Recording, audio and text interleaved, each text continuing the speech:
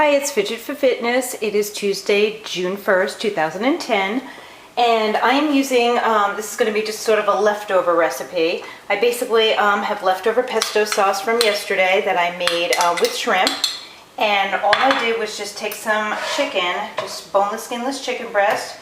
I just sauteed them in the pan with butter and then just put a couple of splashes of chicken broth in just to give it a moistness.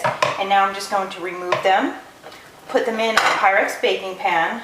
They're cooked all the way through, so basically I am just going to put this onto the broiler now. And what I'm going to do is just put some pesto sauce on top of them.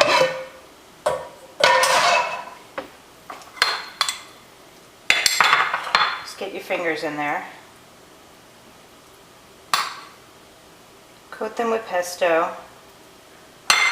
If I had enough, I'd probably do both sides, but I don't think I have enough.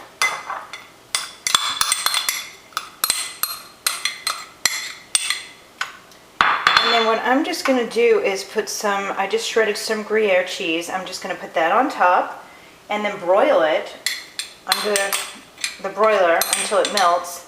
And that will be dinner, just sort of a simple, just from leftover pesto sauce. And I have no doubts it'll be great because everything in here is fresh and delicious. The basil's from my garden.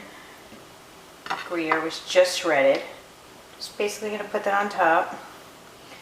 It might stick to the pan. I should have sprayed it with olive oil. Probably can spray the sides really quickly. But that's it. I'm going to give you a quick visual.